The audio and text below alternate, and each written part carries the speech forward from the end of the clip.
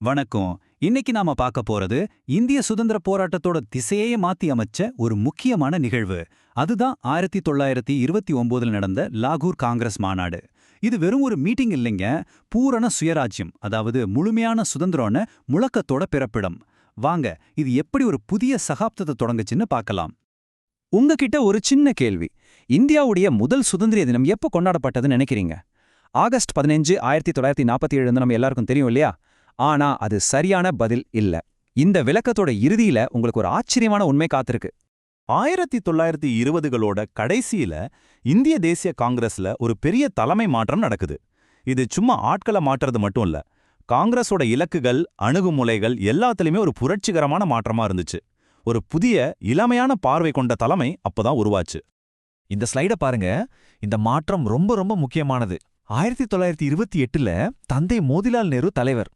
அடுத்த வருஷமே 1929ல மகன் ஜவஹர்லால் நேரு தலைவர். இது வெறும் குடும்ப பதவி மாற்றம் இல்ல, மிதவாத கொள்கைகளிலிருந்து முழுமையான சுதந்திரம் அன்ன ஒரு தீவிரமான இலக்க நோக்கிய ஒரு தலைமுறை மாற்றம், ஒரு சித்தார்த்த மாற்றம். அந்த லாகூர் மாநாட்டுல தான் இந்திய தேசிய காங்கிரஸ் தன்னோட வரலாற்றிலேயே மிக துணிச்சலான ஒரு பிரகடனத்தை வெளியிடுது.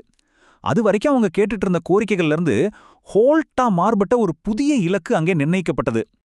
அது வரைக்கும் பாத்தீங்கன்னா பிரிட்டிஷ் ஆட்சியின் கீழேயே தன்னாட்சி மாதிரியான டொமினியன் அந்தஸ்து கேட்டுட்டு இருந்தாங்க. ஆனா லாகூர்ல அந்த பேச்சுக்கே இடமில்லாம போச்சு. காங்கிரஸோட அல்டிமேட் கோல் என்ன அப்படின்றத மிக தெளிவா, ரொம்ப உறுதியா அறிவிச்சாங்க. அந்த இலக்குக்கு வைக்கப்பட்ட பேரு தான் பூரண சுயராஜ்யம். இதுக்கு அர்த்தம் முழுமையான சுதந்திரம். பிரிட்டிஷ் ஆட்சியின் கீழே எந்தவிதமான சலுகையோ தன்னாட்சியோ கிடையாது. Complete absolute independence. இதுதான் அந்த புதிய இலக்கு.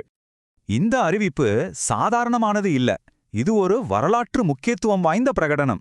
இதுக்கப்புறம் பேச்சுவார்த்தை அன்னோ நிலைமையில இருந்து நேரடி போராட்டம் அன்னோ அடுத்த கட்டத்துக்கு இந்திய தேசிய காங்கிரஸ் தன்னை முழுசா தயார்படுத்திக்கிச்சு. சரி, ஒரு இலக்கு அறிவிச்சிட்டாங்கல்ல, அதோட நின்னுட்டாங்களா? இல்லவே இல்ல. அந்த இலக்கு அடைஞ்சே தீரணும் அப்படிங்கிற தங்களோட உறுதிய உடனடியா செயல்கள் மூலமா காட்டினாங்க. அந்த ஒவ்வொரு செயலும் சுதந்திரத்தோட சக்தி வாய்ந்த சின்னங்களா மாறுச்சு. இந்த காலவரிசையை பாருங்களேன், எல்லாம் எவ்வளோ வேகமா நடக்குதுன்னு. டிசம்பர் 1929ல தீர்மானம் போடுறாங்க. அதே மாசம் 31ஆம் தேதி நள்ளிரவுல ராவி நதிக்கரையில ஜவஹர்லால் நேரு இந்திய மூவர்ண கொடியை ஏத்துறாரு. அடுத்த சில வாரங்கள்லேயே ஜனவரி 26, 1930 இந்தியாவுடைய முதல் சுதந்திர தினமா கொண்டாடுறாங்க. எல்லாம் ஒரு மின்னல் வேகத்துல நடந்திருக்கு. ஒரு இலக்கை அறிவிச்சா மட்டும் பத்தாது இல்லையா? அதை எப்படி அடைய போறோம் அப்படின்றதுக்கு ஒரு ஆக்ஷன் பிளான் வேணும்.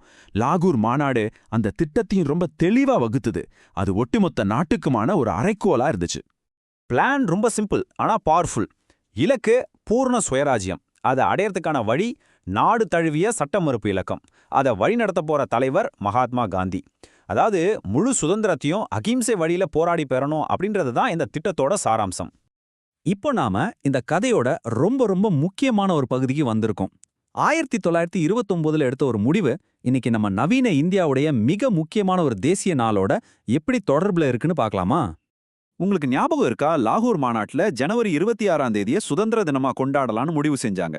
அன்னைக்கு நாடு முழுவதும் மக்கள் சுதந்திரத்துக்கான உறுதிமொழியை ஏத்துக்கிட்டாங்க. அது ஒரு உணர்வு பூர்வமான நாளா மாறுச்சு.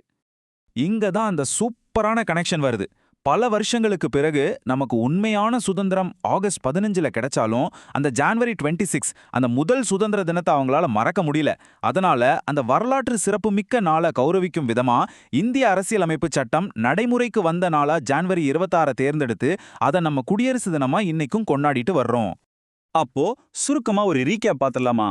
1929 லாகூர் மாநாடுன்னா ஜவஹர்லால் நேருவோட தலைமை, பூர்ண சுயராஜ்யம் என்னும் இலக்கு, மூவர்ண கொடி என்னும் சின்னம், சட்டமறுப்பு இயக்கம் என்னும் செயல்பாடு, அப்புறம் ஜனவரி 26 அன்னும் ஒரு அழியாத பாரம்பரியம்.